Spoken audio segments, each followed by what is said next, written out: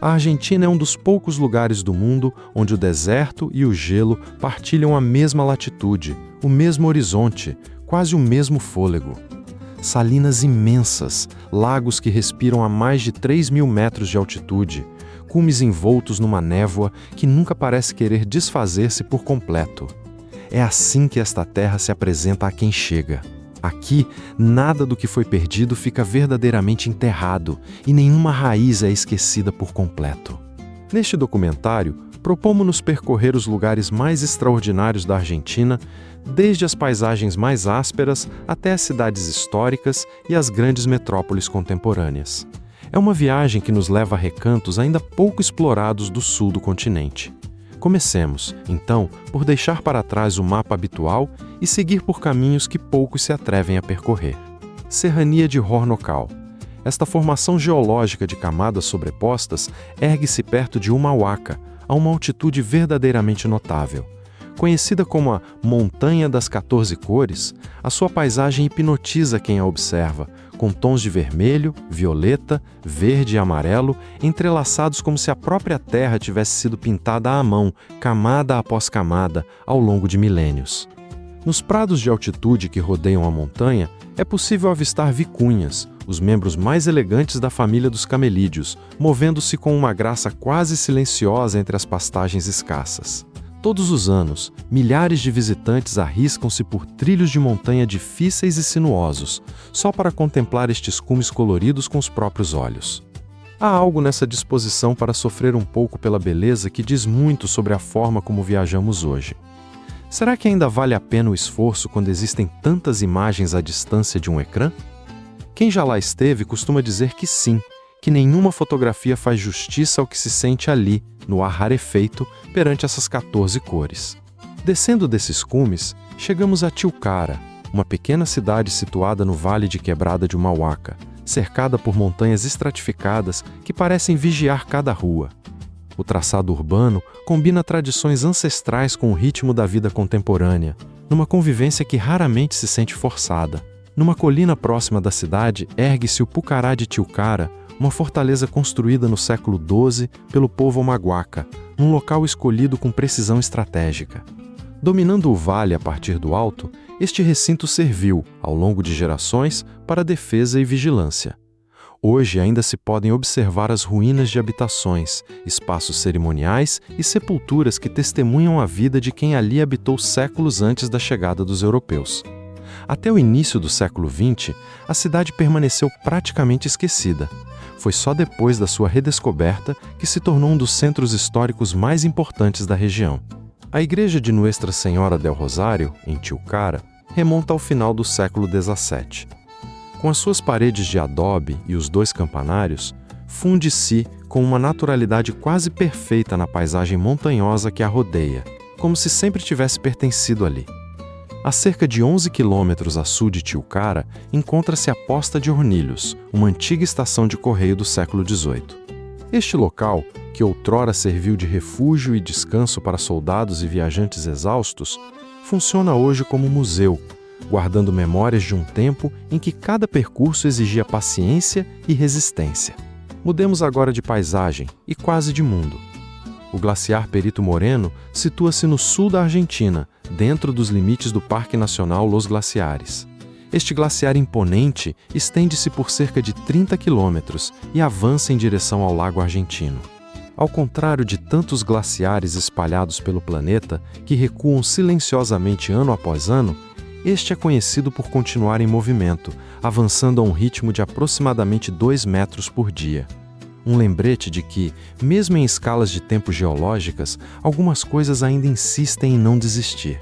As suas paredes de gelo elevam-se até 70 metros acima da superfície do lago, rodeadas pelos Andes cobertos de neve e por florestas densas que parecem guardar segredos antigos. As camadas de neve comprimida ao longo de milhares de anos criaram, na superfície do glaciar, um tom azul intenso e singular, quase irreal. Para quem procura uma experiência mais próxima, uma travessia de canoa permite aproximar-se da imponente parede gelada. Já os passeios de barco oferecem uma perspectiva mais ampla sobre esta imensa superfície de gelo. As embarcações aproximam-se das paredes geladas e param, muitas vezes, a espera. Nesses momentos suspensos, os visitantes podem observar enormes blocos de gelo a desprenderem-se e a caírem no lago, num estrondo que ecoa por toda a baía. Muitos esperam horas, pacientemente, só para testemunhar esse instante fugaz. E, para quem prefere manter os pés em terra firme, foram construídas plataformas de observação que permitem contemplar cada pormenor da paisagem em segurança. Toda a área foi pensada para acolher visitantes de todas as idades, das crianças mais pequenas aos avós, que talvez recordem outras viagens, noutros tempos. Seguimos agora até a Quebrada de Las Conchas, uma maravilha natural situada na província de Salta, que se distingue pelas suas formações rochosas avermelhadas e pelos seus vales profundos. Esta região faz parte das zonas geológicas ligadas ao sistema de vales Calchaquís. O vale alberga inúmeras formações rochosas, moldadas ao longo de diferentes períodos geológicos, cada uma contando, à sua maneira, uma parte da história da Terra. Uma dessas formações, conhecida como Los Castilhos, recebeu o seu nome pela forma que evoca um castelo. Com o tempo, a erosão das camadas horizontais foi esculpindo essa silhueta tão característica. O obelisco, situado no interior do cânion, é uma coluna rochosa natural com cerca de 26 metros de altura, erguendo-se solitária como uma sentinela de pedra.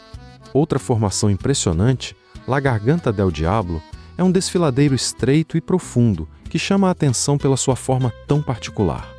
As aberturas moldadas pela erosão ao longo do tempo deram origem ao nome de Las Ventanas, essas janelas naturais que se tornaram um dos traços mais marcantes do cânion, reforçando seu fascínio visual. Há ainda uma outra formação no vale chamada El Sapo, batizada assim pela sua semelhança com um sapo. Um exemplo simples, quase divertido, de como a erosão pode dar à paisagem formas verdadeiramente inesperadas. Continuamos a jornada até o Salto del Agril, uma queda de água que despenca de cerca de 60 metros de altura, na província de Neuquén. O nome Salto del Agril deriva da composição ácida do rio que o alimenta. O rio Agril, precisamente, alterou de forma significativa a coloração das rochas ao seu redor devido à sua composição mineral tão particular. Entre as cores vivas e a atmosfera serena que envolve o local, esta queda de água é, sem dúvida, um destino que vale a pena procurar. Rumamos agora às Salinas Grandes. Milhões de anos de atividade vulcânica e evaporação constante criaram esta paisagem que se assemelha a um lago eternamente congelado. Ocupando uma área superior a 3.000 milhas quadradas, este é um dos salares mais impressionantes do mundo inteiro. É frequente avistar montículos cônicos de sal, dispostos com cuidado sobre a superfície branca e reluzente. Estes montículos são recolhidos, tradicionalmente, pelas comunidades locais, seguindo métodos que atravessaram gerações quase sem alterações.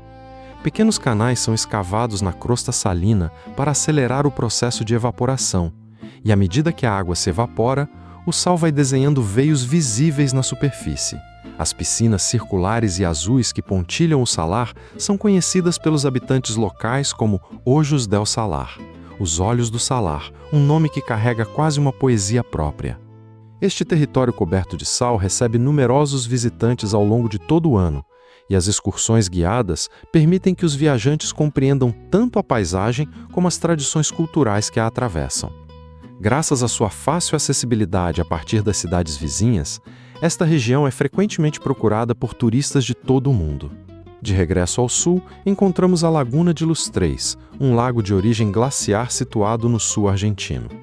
Distingue-se por estar rodeado por 3 grandes cumes e acredita-se que o lago se formou durante a última era glaciar.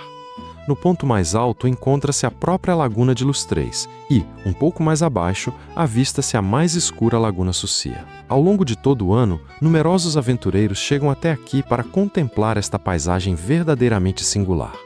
Um pouco mais atrás, o Monte Fitzroy ergue-se ao longo da fronteira entre a Argentina e o Chile. Como seu cume está frequentemente envolto em nuvens, o povo Tehuelche batizou-o de Montanha de Fumo. A sua superfície granítica e o clima que muda com uma rapidez desconcertante tornam a escalada ainda mais desafiante. Hoje, esta montanha imponente continua a ocupar um lugar especial no coração de quem ama a natureza. E talvez haja algo profundamente humano nessa atração por aquilo que é difícil de alcançar, nesse desejo de medir forças com algo tão maior do que nós. Voltamos agora a Humahuaca, esta pequena cidade situada a cerca de 3.000 metros de altitude que ainda preserva, com um cuidado quase reverente, o seu aspecto histórico. Sobre a paisagem urbana ergue-se o Monumento aos Heróis da Independência, uma homenagem a quantos lutaram pela liberdade. A sua presença impressiona. No topo, uma estátua de bronze representa um guerreiro indígena, olhando para o horizonte. Ao lado, ergue-se a Torre de Santa Bárbara, uma torre de vigia do século XVI. Rodeada por cactos gigantescos, esta estrutura serviu outrora como depósito de armas durante a luta pela independência e hoje funciona como um dos pontos turísticos mais visitados da cidade. O Cabildo de Humahuaca é outro edifício histórico, remontando à época espanhola. Todos os dias, ao meio-dia, uma figura de São Francisco Solano emerge da torre do relógio para saudar os que se reúnem embaixo. Um momento tão apreciado pelos habitantes locais como pelos visitantes, quase um pequeno ritual partilhado entre gerações e culturas. Seguimos agora para o Parque Provincial Ixigualasto. Declarado Patrimônio Mundial pela Unesco no ano de 2000, o parque situa-se na província de San Juan. Esta região, que os habitantes locais chamam de Vale de la Luna, é conhecida pelas suas formações rochosas verdadeiramente insólitas. Uma das mais emblemáticas é uma rocha em forma de cogumelo, chamada El Hongo. Esta formação surgiu porque a camada superior de rocha, mais dura, resistiu à erosão muito mais tempo do que as camadas mais macias por baixo dela. Outro local digno de nota chama-se Cancha de Bochas, um dos pontos mais intrigantes de todo o parque, onde pedras redondas e surpreendentes criam um espetáculo pouco comum sobre esta terra árida e desolada. Entre todas as maravilhas naturais da Argentina, este lugar ocupa, sem dúvida, um espaço verdadeiramente particular. Rumamos agora à Laguna Esmeralda, uma maravilha natural fascinante na região da Terra do Fogo. Um lago glaciar alimentado pelo glaciar Ojo del Albino. O lago está rodeado pelos cumes nevados da Cordilheira Alvear.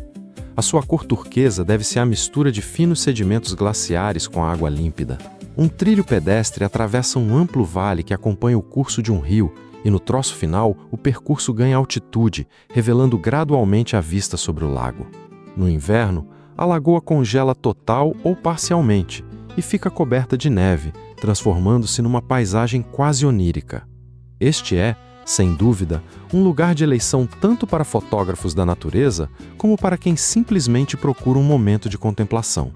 Chegamos agora a Purmamarca, uma cidade fundada aos pés dos Andes, na província de Jujuy.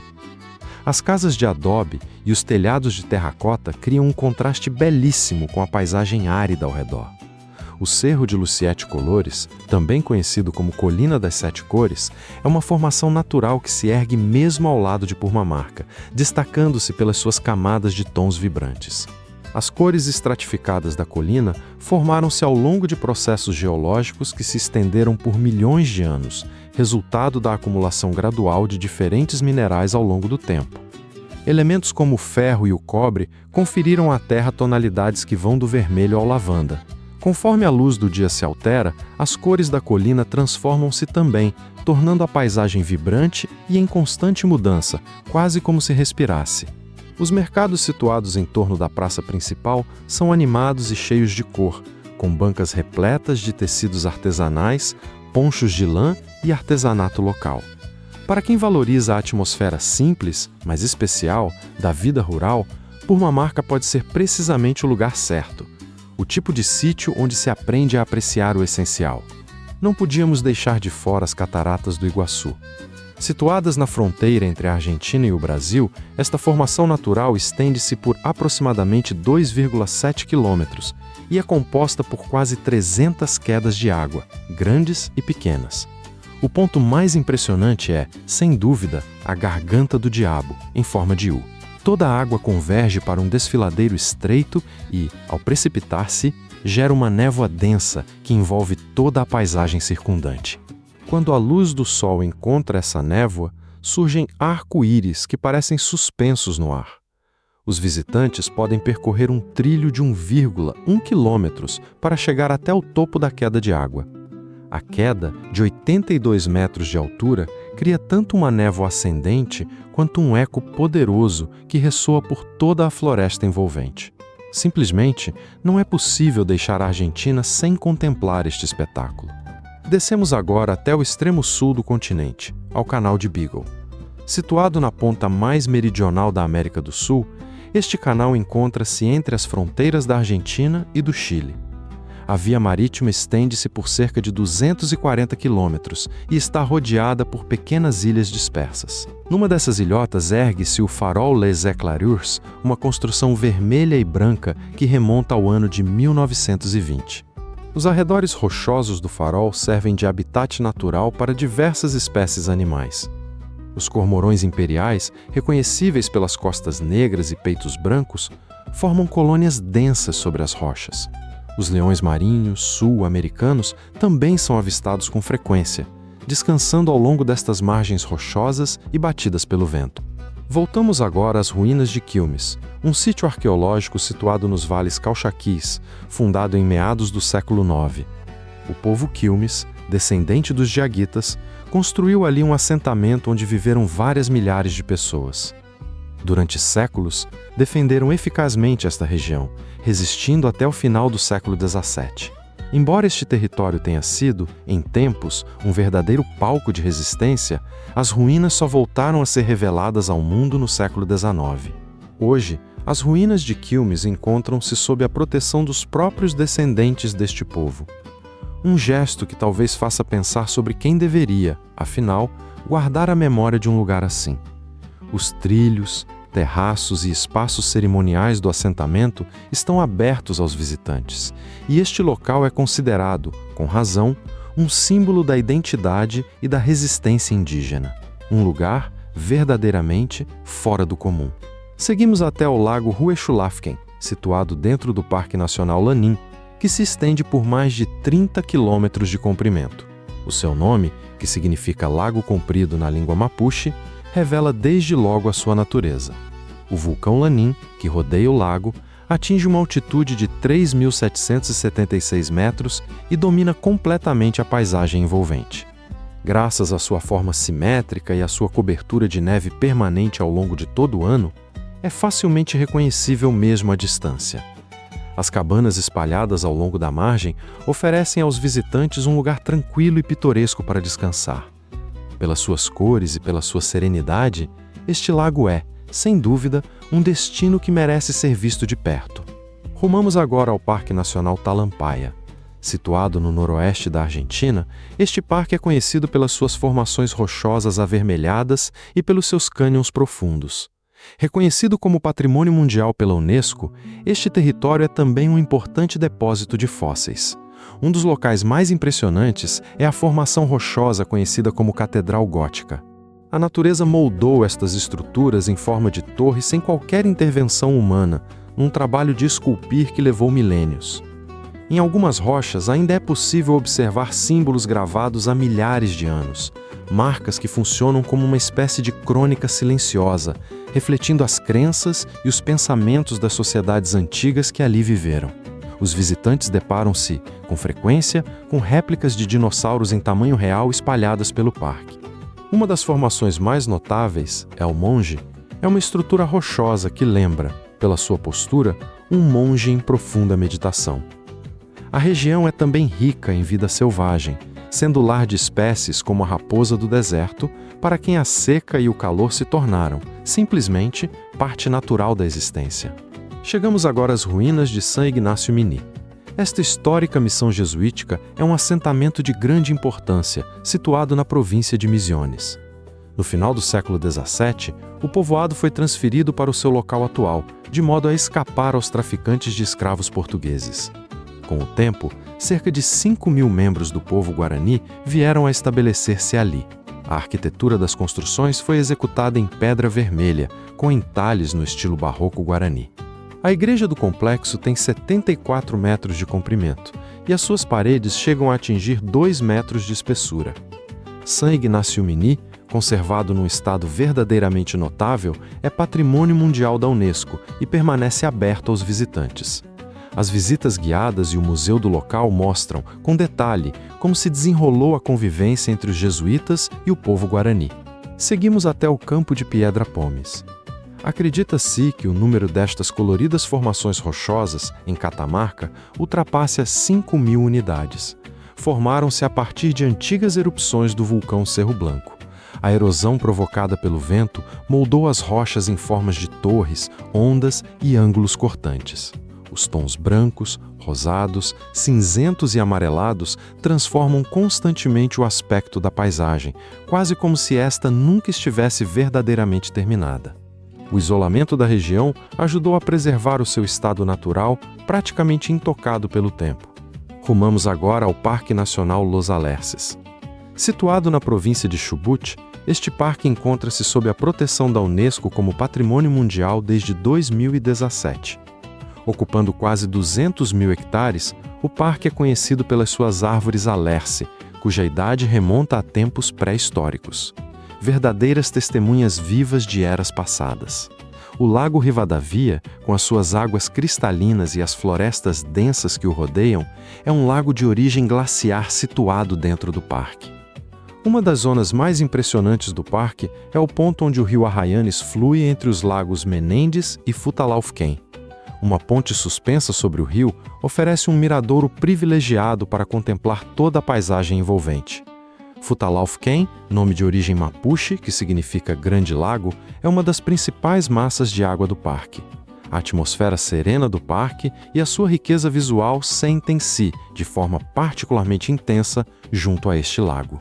Seguimos agora até as Dunas de Tatom, uma região da província de Catamarca que se traduz numa vasta extensão desértica, conhecida pelas suas areias brancas. Este território amplo presta-se bem a passeios pausados e controlados em veículos com tração às 4 rodas. Graças à sua localização remota, a paisagem natural manteve-se intacta e o silêncio, preservado quase intacto também. As Dunas de Tatom são consideradas um dos recantos naturais mais insólitos de toda a Argentina. E, para encerrar esta viagem, chegamos a Buenos Aires. A cidade apresenta uma estrutura aberta, com avenidas largas e praças ordenadas, quase como se tivesse sido desenhada para ser percorrida devagar. É um lugar demasiado vasto para mostrar cada canto em detalhe, mas tentaremos destacar os pontos mais marcantes.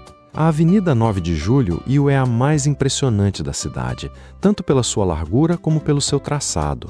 O obelisco, ali situado, é um dos símbolos mais importantes de Buenos Aires. Erguido em 1936, testemunhou inúmeros acontecimentos históricos ao longo das décadas. Nas proximidades, o Teatro Colón ganhou fama mundial pela sua acústica e pela sua arquitetura verdadeiramente notável. Um dos lugares mais conhecidos da cidade é também o Cemitério da Recoleta. Fundado em 1822, este espaço assemelha-se mais a um museu ao ar livre do que a um cemitério propriamente dito. Os mausoléus em estilo neogótico e art deco foram construídos com pedras trazidas diretamente da Europa. Uma das igrejas mais antigas da cidade, a Basílica de Nuestra Senhora del Pilar, situa-se mesmo ao lado do cemitério. Com a sua fachada branca e a sua única torre, esta igreja segue um estilo colonial simples e a sua construção começou bastante antes do próprio cemitério. Ainda em Buenos Aires, a escultura floral na Praça das Nações Unidas confere à cidade uma energia muito própria. A Floralis Genérica, uma escultura de aço que abre e fecha ao ritmo do sol, reflete bem o rosto contemporâneo da cidade. Criada no ano de 2002, esta obra é considerada um símbolo que une tecnologia e natureza de forma quase poética. O monumento, a Bartolomé Mitre, situado na Praça Mitre, foi construído em 1927. A estátua equestre de Mitre e as figuras que a rodeiam, esculpidas em mármore de Carrara, representam ideais de virtude e de união. A Torre Monumental é uma histórica torre-relógio situada no bairro de Retiro. O edifício, oferecido pela comunidade britânica em homenagem ao aniversário da independência argentina, distingue-se pela sua fachada em tijolo vermelho e pela sua cúpula de cobre esverdeado. Perto do centro da cidade, a Reserva Ecológica Costaneira Sur ocupa 350 hectares e é o local ideal para passeios em contato com a natureza e para a observação de aves. O Parque 3 de Fevereiro, situado no bairro de Palermo, ocupa 400 hectares e é ali que se encontra o grande roseiral de El Rosedal. Centenas de variedades de rosas enchem cada canto do parque de cor e de perfume. O planetário Galileu Galilei, de forma abobadada, oferece espetáculos sobre o cosmos com recurso a sistemas modernos e funciona hoje como um verdadeiro centro educativo para estudantes e visitantes de todas as idades. Outra construção em Palermo, o Jardim Japonês, reflete com grande fidelidade a cultura japonesa. Os lagos, as pontes de madeira e as árvores de formas invulgares oferecem aos visitantes um momento de calma e de serenidade. A Ponte da Mulher é uma ponte pedonal branca e giratória, situada na zona portuária. Graças às suas linhas simples e elegantes, tornou-se um dos símbolos arquitetônicos contemporâneos de Buenos Aires. Caminito é um colorido museu de rua situado no bairro de La Boca. Espetáculos de tango, mercados de artesanato e cores vibrantes criam ali uma atmosfera verdadeiramente vibrante. Já junto ao rio, o Museu de Arte de Tigre é um histórico museu de arte, cuja fachada neoclássica e amplos terraços conferem aos visitantes uma atmosfera de grande elegância. Esta cidade, que esconde em cada rua um detalhe diferente, pode tornar-se, sem dúvida, um lugar inesquecível para quem a visita. Antes de terminarmos, vale a pena deter-nos ainda em alguns lugares particulares. A Capela San Eduardo, em Bariloche, foi construída em pedra local e madeira de cipreste, combinando a estética de uma cabana de montanha com elementos neogóticos. Graças à sua localização elevada, a capela beneficia de vistas amplas e abertas sobre a paisagem circundante. A Ponte del Inca, em Mendoza, atravessa o rio Las Cuevas e tem cerca de 50 metros de comprimento. Segundo as lendas locais, a ponte formou-se quando guerreiros incas se transformaram em pedra. Com o passar do tempo, os depósitos minerais conferiram à estrutura tonalidades de amarelo, laranja e verde. A ponte e os seus arredores integram a lista de monumentos naturais protegidos, e a sua forma surpreendente, as suas cores vivas e a sua história singular continuam a atrair a atenção de quantos por ali passam. Por fim, chegamos a Puerto Madryn, uma cidade situada na costa patagônica, no sul da Argentina. A península que a rodeia é um habitat natural rico para mamíferos, marinhos e diversas espécies de aves. Em particular, a linha costeira desta cidade é um dos raros lugares no mundo onde é possível observar baleias diretamente a partir da costa. Estas criaturas imensas são avistadas com frequência nesta região, sobretudo do final do outono até o inverno.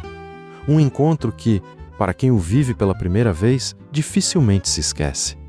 E assim chega ao fim esta viagem pela Argentina. Entre desertos e glaciares, cidades históricas e metrópoles vibrantes, ficou claro que este é um país que se recusa a caber numa única imagem. Talvez seja essa, precisamente, a sua maior riqueza, a capacidade de surpreender quem pensa já ter visto tudo. Fica a pergunta, no fim de contas, sobre qual destes lugares mais tocaria o coração de cada um. O gelo em movimento no sul, as cores da montanha ao amanhecer ou o silêncio absoluto de um deserto de sal. Esperamos que esta jornada tenha despertado em si o desejo de olhar para a Argentina com outros olhos, revelando-lhe uma face que talvez nunca tivesse imaginado. Até a próxima aventura. Cuidem-se, sempre.